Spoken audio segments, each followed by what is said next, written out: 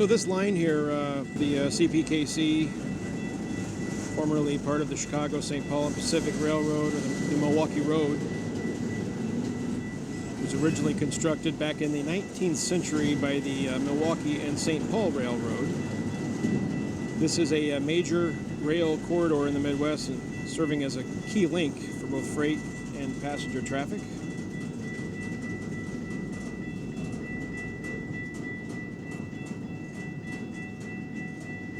Vincentville Yard, which we're just east of, is CPKC's largest freight yard in the USA. Of course, located in Vincentville and Franklin Park, Illinois.